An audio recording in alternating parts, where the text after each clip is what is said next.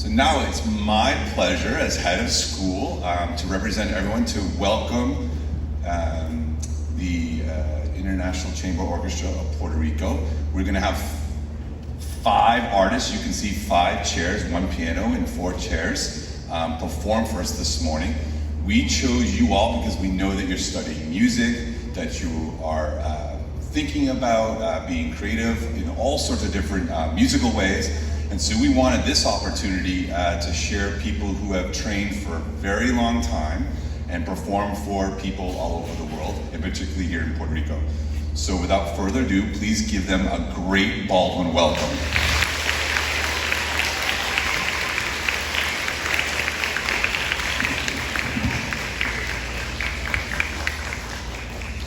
Good morning, everybody. My name is Emilio Colon, and I represent the International Chamber Orchestra of Puerto Rico as the artistic director. I was born in Guaynabo, Puerto Rico, and I believe that music is actually the international language. It's something that is so universal that it doesn't matter where you go in the world, you make music and everybody understands each other. Everybody on the stage today is from a completely different country, representing France, Belgium, United States, Puerto Rico. So we have a lot of everything, including Canada as well. So it's amazing how music can bring everybody together. We travel as an orchestra, but this time around, for the first time, we are actually building a chamber music festival. And what you're gonna see today is the chamber music version of our festival. As was explained to you, there will be 5 people playing at maximum on the stage. But it will be as little as 1 person or 3, or it doesn't matter. It's a question of what the composer wants to share with you. And in this case, we are going to start the program with my dear friend and colleague, pianist Stephen Van Hauwer, and I will let him explain what he will be playing for you and where he is from. Welcome, Stephen.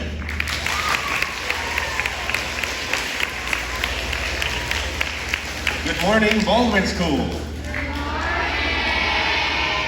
Hi, my name is Stephen Van Hauwer. I'm from Belgium, and I'm going to be playing a piece by a Puerto Rican composer called José Quinton from Coamo, and he wrote this piece. It's a mazurka. It's inspired by the music of Polish composer Frédéric Chopin. Here goes.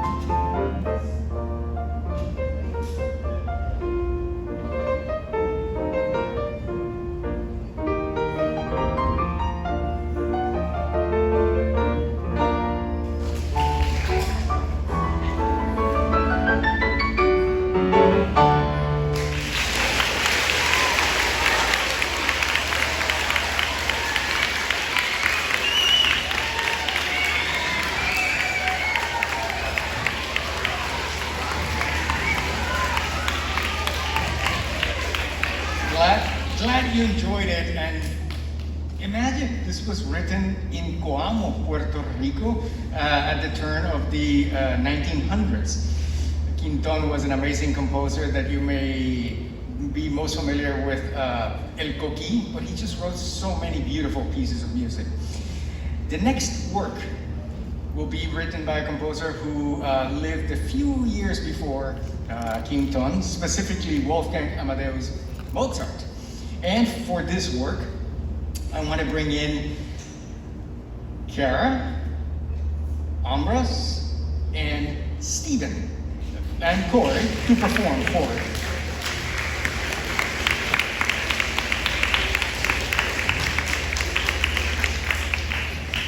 Corey is from Canada, Ambros is from France, and Kara is from Pennsylvania, USA.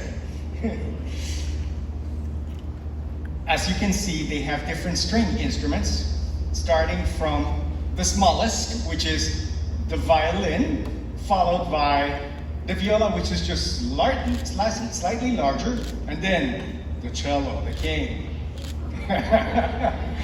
Now, let's look at the sound difference between them. Corey, can you show them what a violin sounds like? Ambros.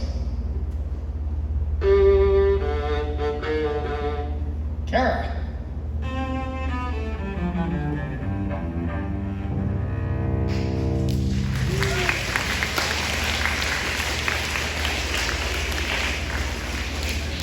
So, of course, the string instruments, they all share 4 strings, with the violin being at the highest range of pitch, and the tuning is E, A, D, G. I know some of you are studying music, whereas the viola, the tuning is A, D, G, C, which is the same as the cello, except an octave higher than the cello. And they're going to play for you the first movement from a Mozart quartet, and I believe Kara has something that she wants to share with you about the quartet. Good morning, Baldwin. Nice to see you.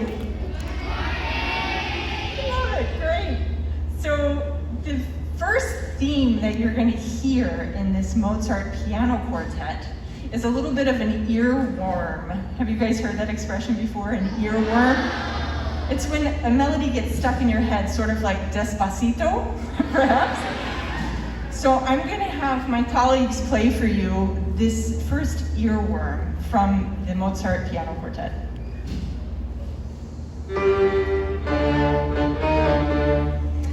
And us musicians, we have some words that we like to use when we hear this. Answer the telephone. So every time you hear this theme in our piece this morning, what I'd like you to do is answer your telephone. So let's give it a try together. One more time, you guys. Good, so we're going to be looking out while we're playing to see if you guys hear that theme this morning. Theme?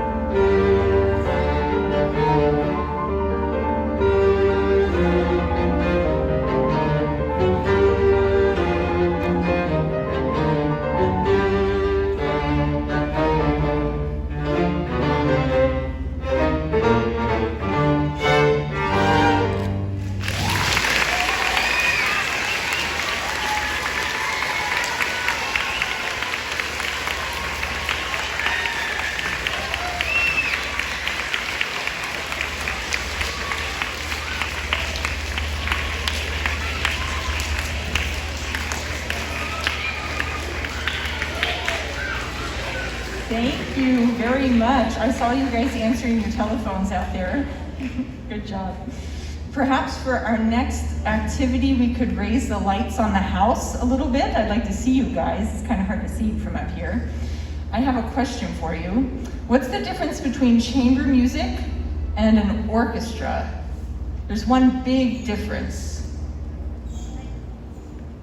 With your hand raised, yes.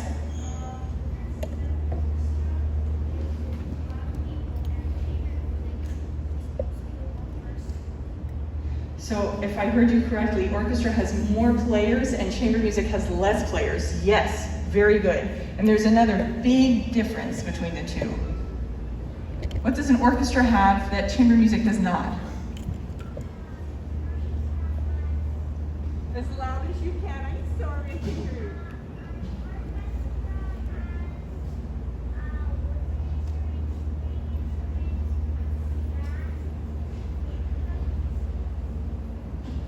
Wow, your knowledge of the orchestra is so vast, you guys. That's fantastic. He said we have strings, woodwinds, and brass, and percussion. And do you know what? Chamber music can also use those instruments, just in smaller amounts. Very good. What else does an orchestra have that chamber music does not have? A bigger place to play. I like that. Good. Anything else? Yes, that's also true. In the back? Yes, that's it. Bravo. Very good. An orchestra has a conductor in the front because there are so many people. So to get everyone to play at the same time, it takes a conductor. So I'm going to set my cello down for a second because I'd like to try something with you guys.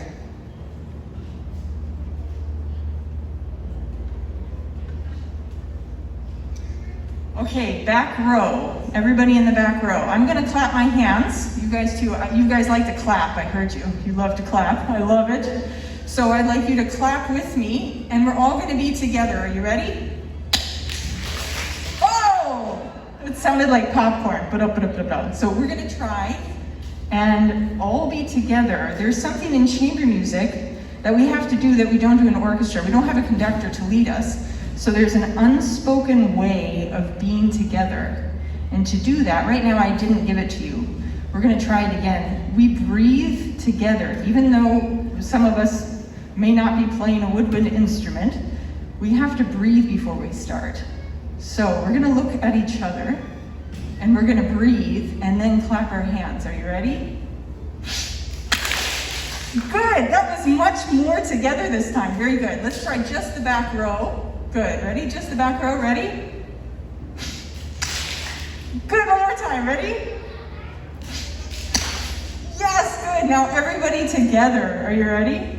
We're going to all breathe together and see if we can make one sound. So we all come in at the same time. We're not talking. We're only going to use an unspoken communication to start. You guys ready? Good. One more time. See if we can get it even more together. Ready? Oh, I'm going to breathe, and you guys are going to breathe with me first. It's a sniff or a snort. And then clap. Good. Let's ready? Good. One more time. I want to hear you breathe. I want to audibly hear you take a breath. Ready? Yes, that was the best one yet. Bravo. So you'll see our next piece played by our two violinists and how they communicate without a conductor. And I'm going to bring Emilio out here to explain a little bit about the piece that you're going to hear.